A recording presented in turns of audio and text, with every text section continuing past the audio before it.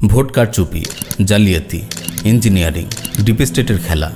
আজ কয়েকদিন ধরে এই শব্দগুলো মানুষের মুখে মুখে উচ্চারিত হচ্ছে।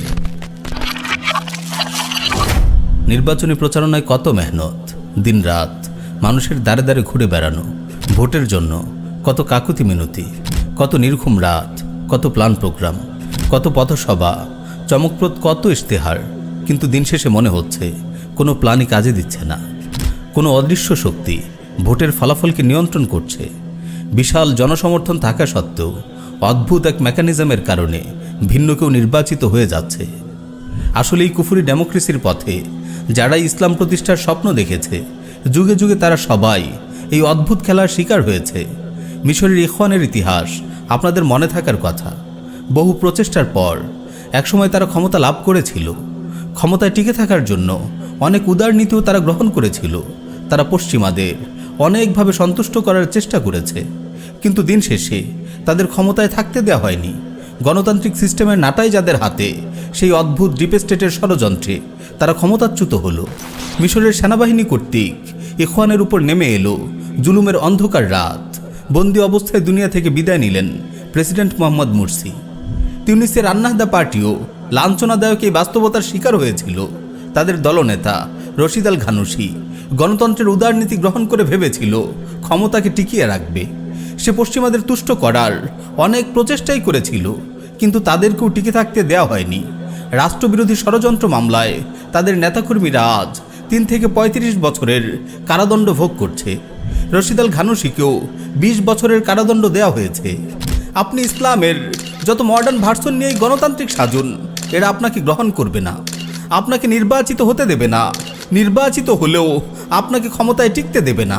এরা আপনাকে লাঞ্ছিত করেই ছাড়বে, কারণ এই সিস্টেমটাই হলো নিরেট শয়তানদের জন্য। এখানে ভালো মানুষের কোনো স্থান নেই। আমিরুল মুমিনিন ওমর রাদিয়াল্লাহু তাআলা আনহু কত চমৎকার বলেছেন, নাহনু কওমুন আ'আজ্জানাল্লাহু বিল ইসলাম ফামাহমা বতাগাইনাল ইজ্জাতা ফি গায়রিহি আযাল্লানাল্লাহ। আমরা সেই জাতি, আল্লাহ আমাদেরকে ইসলামের মাধ্যমে সম্মানিত করেছেন।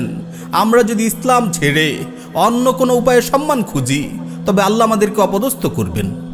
আমার প্রিয় মুসলিম ভাই ও বোন, আমাদের অতীত ইতিহাস ছিল অনেক সম্মানের।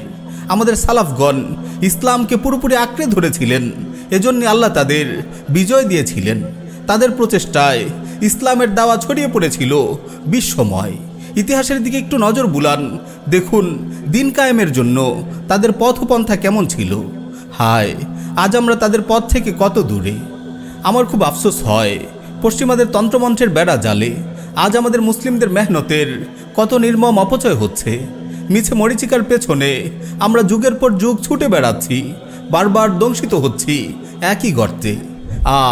আমাদের এই মেহনতগুলো যদি নববী পন্থায় ব্যয় হতো, আমরা যদি তাওহীদের দাওয়া নিয়ে মানুষের দ্বারে দ্বারে ছুটে বেড়াতাম, ঈমান বিল্লাহ ও কুফর বিত তাগুতের শিক্ষা জনগণের মাঝে ব্যাপকভাবে ছড়িয়ে দিতাম, গণতন্ত্রের অসারতা ও শরিয়ার সৌন্দর্যগুলো জনগণের মাঝে তুলে ধরতাম, তাহলে শরিয়ার শাসন বাস্তবায়নের জন্য সর্বস্তরের মানুষের মাঝে আওয়াজ উঠত।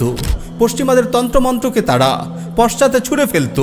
মুমিনরা জেগে উঠত আল্লাহর জমিনে আল্লাহর বিধান কায়েমের প্রত্যাশায়। সুতরাং আমার প্রিয় মুসলিম ভাই ও বোন, আসুন আমরা যারা সত্যিকার অর্থে আল্লাহর জমিনে আল্লাহর দিন কায়েম করতে চাই, আল্লাহর বিধান কায়েম করতে চাই, আমরা সবাই ঐক্যবদ্ধ হই। গণতন্ত্রের জাহিলিয়াতে ডুবে থেকে আর সময় নষ্ট করা যাবে না। গণতন্ত্রের এই ধোঁকা থেকে সবাই বেরিয়ে আসুন।